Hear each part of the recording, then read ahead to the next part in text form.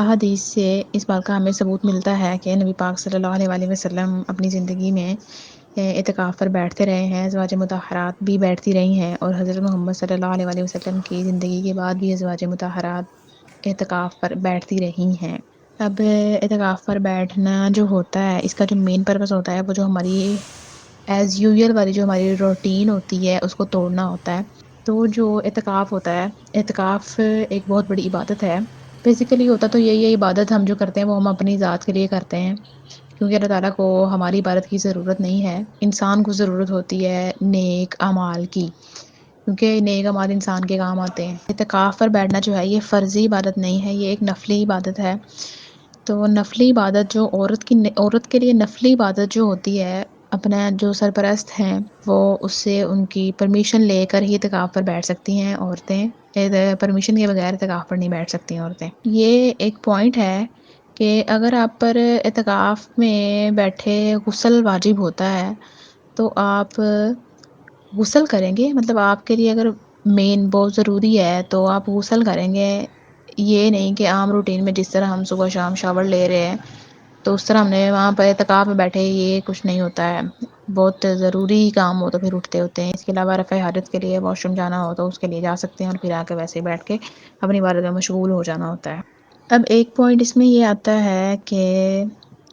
کیا عورتیں گھر میں اعتکاف پر بیٹھ سکتی ہیں؟ مطلب جو ایک عورت اعتکاف پر بیٹھ رہی ہے اس کو اپنی سیفٹی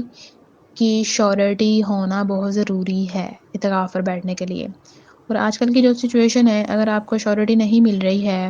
تو احادیث میں یہ بات آتی ہے کہ بعض صحابیات حضرت محمد صلی اللہ علیہ وآلہ وسلم کو یہ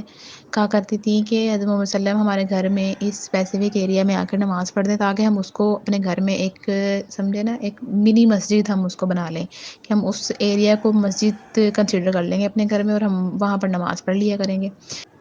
اور ایک بات یہ بھی ہے، ایک پوائنٹ اس میں یہ بھی آتا ہے کہ پیریڈز کا اگر ہم اس کے لحاظ سے بات کریں تو پیریڈز ہیں تو پھر تو نئی مسجد میں بیٹھ سکتے، پھر تو اعتکاف میں نہیں بیٹھ سکتے، کیونکہ ہم نماز نہیں پڑھ سکتے ہیں۔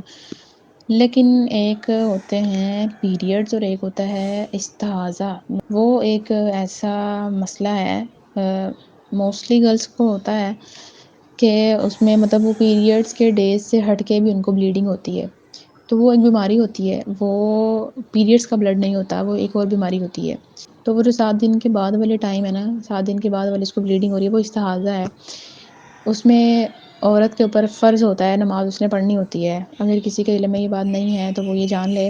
کہ جو 7 ڈیز کے آپ کو پیریڈز ہوتے ہیں اس بیماری سے پہلے، جس طرح آپ کی عام روٹین چل رہی ہے، اس روٹین کے پیریڈز ہی آپ کو ہیں، ان دن تک ہی آپ ناپاک ہیں۔ اس کے بعد آپ غسل کریں اور آپ اپنی نماز جو ہے وہ کنٹینیو رکھیں۔ زیادہ بلیڈنگ کا مسئلہ ہے تو آپ خود کو پیک کریں، اور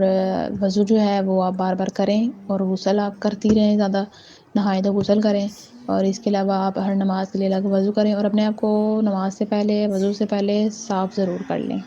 اور اگر آپ کو استحاضہ ہے تو استحاضہ میں بھی آپ اعتکاف پر بیٹھ سکتی ہیں، کیونکہ یہ ایک بیماری ہے، یہ پیریڈز کا ناپاک بلڈ نہیں ہوتا۔